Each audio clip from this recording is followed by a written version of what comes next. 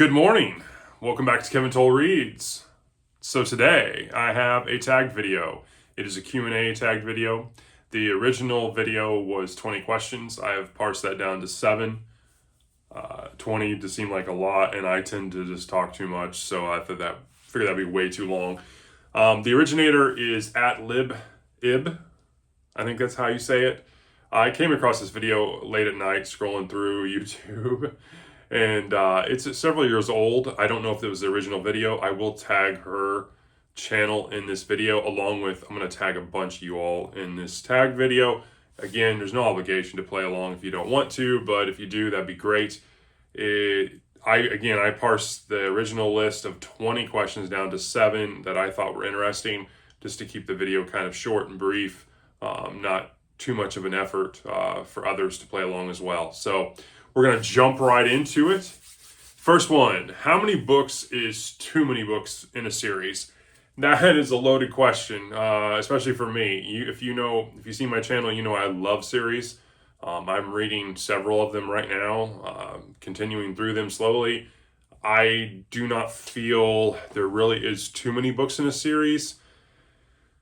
Depending on how good the writers are with continuing the overarching story or the characters and their development and evolution, I'm sure there was probably many series out there that are get kind of dull at times and don't feel like they're really progressing any and they're learning anything new or interesting. And so I'm sure there's probably a limit for some people. For myself, as long as the characters continue to be interesting, I don't really think there's any length that becomes too much, in my opinion. So, question 2, hardcover or paperback? I think hardcovers look nicer on the shelf, but I am a paperback fan. I love mass market paperbacks. I grew up with those being predominantly the books of choice. Obviously, the more economical choices, hardcover books back then were just they felt like you were an indulgence. But I grew up during the kind of that time where mass market paperbacks were the thing, and I just like the way they fit in my hands. I like how they read, in my opinion. If you're laying down, everything else, I like mass market paperback. Number 3, the most recent book you couldn't finish. Well, I have 2. If you saw a video a while back, I DNF'd William W. Johnstone's Have Brides Will Travel. It was a gift from Hyde and Reed. I DNF'd that one. He's probably like, would you stop shouting me out as your DNF? I get it. I also, a while back, I think it was the end of last year, I started Jenny Ward's To Ride Hell's Chasm. I didn't finish it. As you can tell, I'm about halfway through there. I plan to come back to it. You might think, well, there's been a lot of books you've read since then. Yeah, probably over 100. I do plan to come back to it. I picked up some other books in a long series that she has, a fantasy series, and I plan to go, try her out again as an author. I liked what I was reading. I just sometimes just not right headspace. Number 4, a book you can always reread. Well, that's pretty simple. I have a couple choices. I didn't want to trigger Dustin and say Dark Tower, but I've read that 5 times. I think it's really 6, but I'm going to say 5. I plan to read it again next year. But this one, Project Hail Mary by Andy Weir, is one I can always reread. I think it's phenomenal.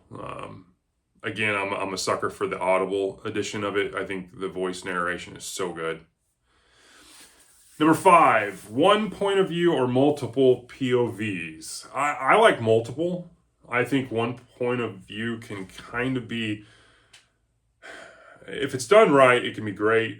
I like multiple point of views, honestly. I really like, when I'm looking at murder mysteries and stuff like that, I like to see the world through the eyes of the killer or I like multiple point of views, especially in long-standing series as well. I like multiple characters, multiple point of views as well. So that's my take. Number 6, your least favorite book. Well, I don't physically own it, and I probably won't unless I can just find it for next to nothing or free. And that is Holly by Stephen King. I think it is probably my least favorite book. And it just pains me to say that because Stephen King is my favorite writer. And that book is just my least favorite book. That's all I'm going to say. Number 7, can you read while listening to music? And the answer is yes, I can. I don't normally do that. For me, personally, I consume books physically and through Audible. And so when I'm doing random tasks around the house or I go on my walks, I'm usually listening to a book. And so I don't have a problem consuming it that way. So when I'm reading physical books, I listen to music sometimes, not all the time. I mean, sometimes. I'm gonna say maybe 10% of the time I'll listen to some music. Something that doesn't have words is a benefit. Like if I want jazz, just music in the background type thing. I like that, classical music.